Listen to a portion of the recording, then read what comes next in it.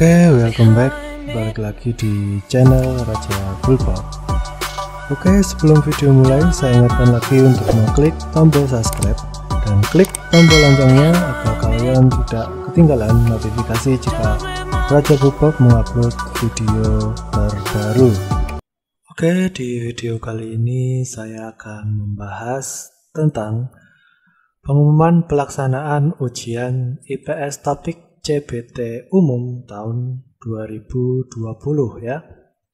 Yang pertama, jadi lokasi pelaksanaan ujian IPS topik CBT umum tahun 2020 itu masih sama dengan sebelum-sebelumnya, yaitu hanya ada di BP 3 Semarang dan Jakarta.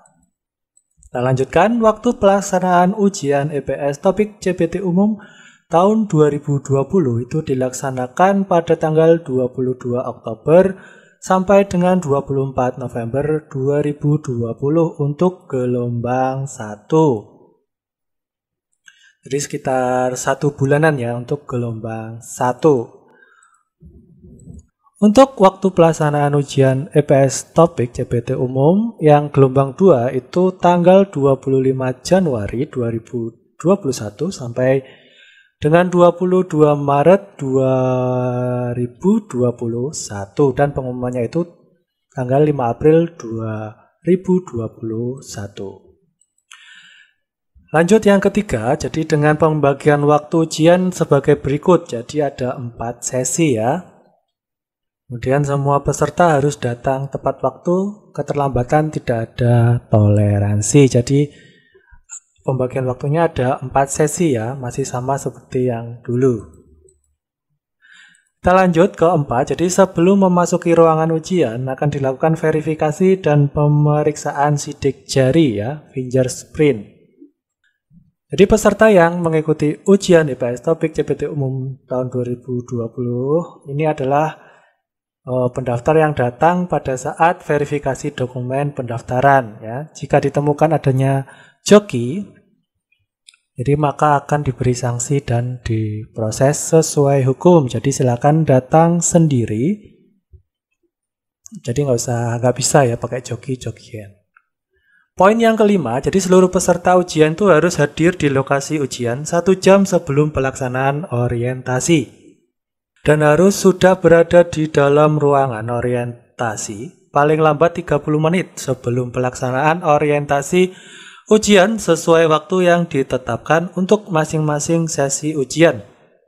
Jadi peserta ujiannya yang datang terlambat itu tidak diperkenankan mengikuti ujian. Jadi silakan datang lebih awal ya. 1 jam sebelumnya ya. Jadi sebelum ujian kalian nanti akan diorientasi. Nah, itu 1 jam sebelum itu kalian harus datang. Oke, kita lanjut ke poin 6. Jadi setiap peserta itu wajib mengikuti ujian IPS topik CBT umum tahun 2020. Itu diwajibkan membawa asli hasil rapid test non-reaktif atau negatif virus corona SARS-CoV-2 atau COVID-19.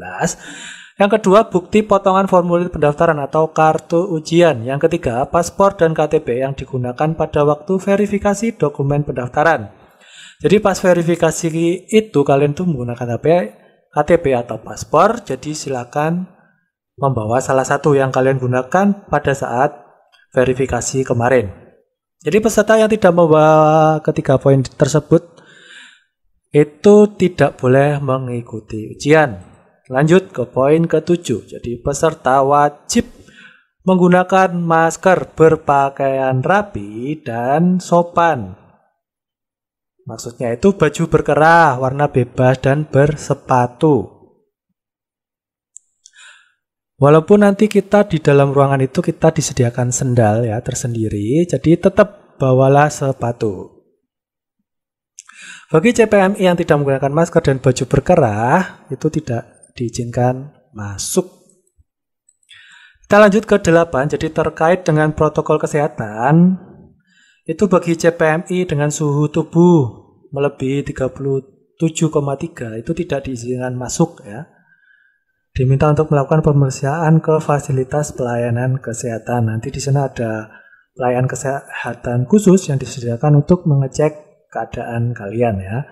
Bagi CPMI dengan suhu tubuh di bawah 37 itu diminta mengisi instrumen self assessment sebagai terlampir dengan jika masuk dalam kategori resiko besar maka tidak diizinkan masuk, diminta untuk melakukan pemeriksaan ke fasilitas pelayanan kesehatan sama dengan yang tadi ya, yang melebihi 37. Jika masuk dalam kategori resiko kecil sedang itu diizinkan masuk. Jadi ada tes pengukuran tes suhu ya.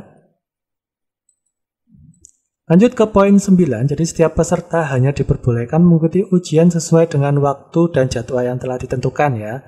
Jadi jadwal kalian kapan ya itu, jadi nggak bisa ditukar-tukar dengan jadwal yang lain.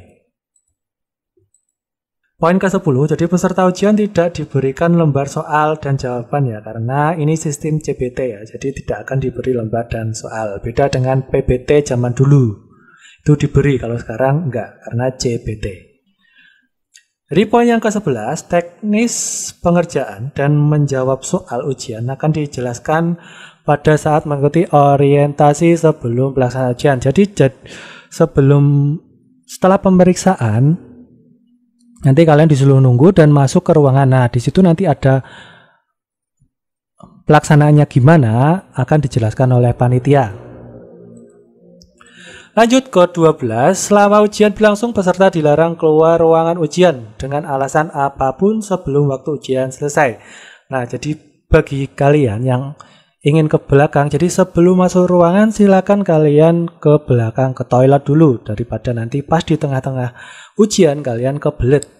Nah, jadi apabila ada peserta yang keluar ruangan sebelum waktu ujian selesai maka akan dianggap gagal. Nah kan kasihan, kalian udah masuk, udah tes, udah mengerjakan, tiba-tiba kebelet dan ingin keluar. Nah, gagal. Jadi silakan yang ingin buang air besar kecil sebelum masuk ruangan, jadi pas di ruang tunggu itu kalian boleh ke toilet. Oke, kita lanjut ke nomor 13. Jadi setiap peserta ujian dilarang menggunakan alat komunikasi, handphone dan sejenisnya ya.